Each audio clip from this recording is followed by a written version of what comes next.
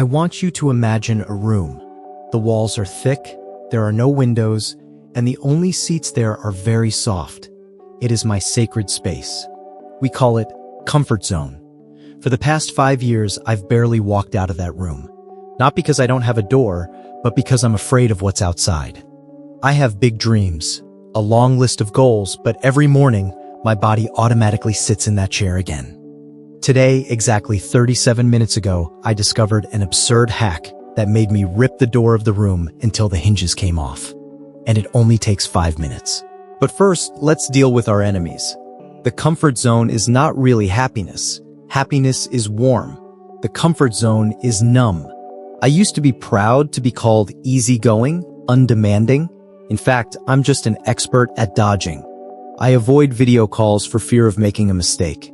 I avoid applying for dream jobs for fear of rejection. I even avoided writing books that I had promised myself since I graduated from college.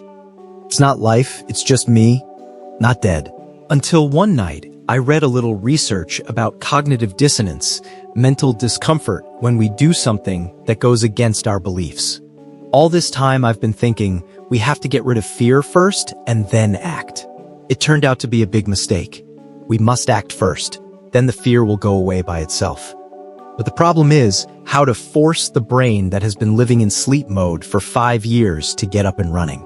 This is the 5-minute hack. I call it the awkward action rule. The rule is simple.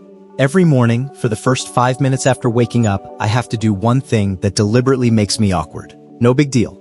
Not in front of 1,000 people. But little things have the potential for rejection or embarrassment. Day 1. I film myself reading my worst poem. Then I upload it to WhatsApp status. My heart is racing. Cold hands. Then I deliberately let go of my phone and went to take a shower. The result? Nobody cares. Yes, not a single human being watched that status to the end. Maybe because it's too cringe.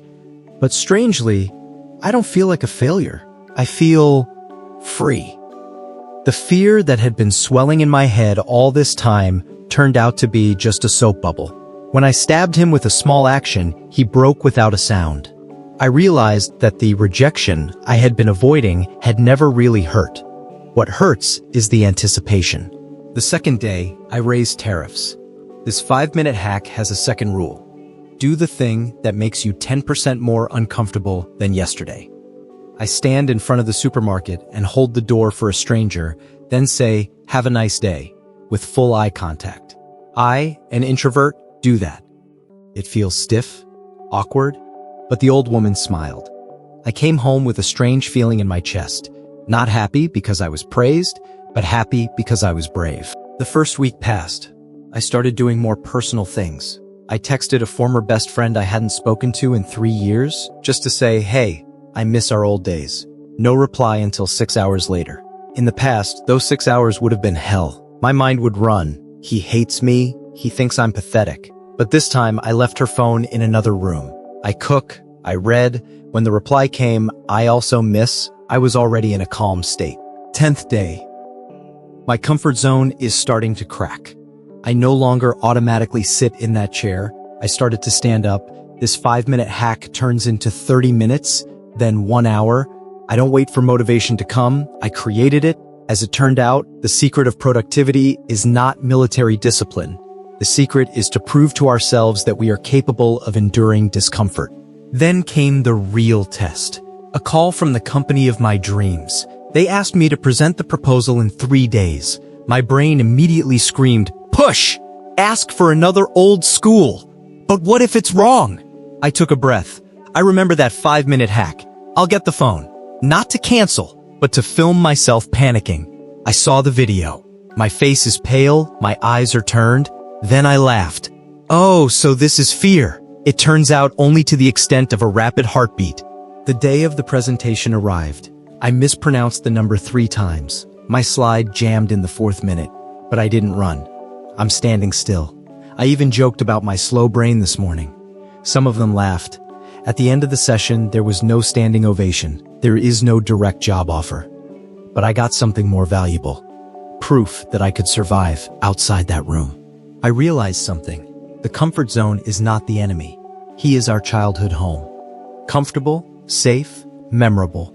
But if we never move, we'll never know what it's like to build our own home. This 5-minute hack didn't change my life in one night, but he changed my orientation, from avoiding pain to seeking to grow. Maybe you are now in the same room as me 6 months ago. Maybe the exit is in sight, but your feet feel glued. I want to give you a homework assignment. Tomorrow morning, get up 5 minutes earlier. Do one thing that makes you uncomfortable on purpose. It doesn't have to be spectacular. Sing in the shower out loud. Send a hi message to an old friend. Wear clothes in colors that you never wear. That's all. 5 minutes. Because in the end, courage is not the absence of fear. Courage is the belief that there is something more important than that fear. Your dreams are more important. Your growth is more important.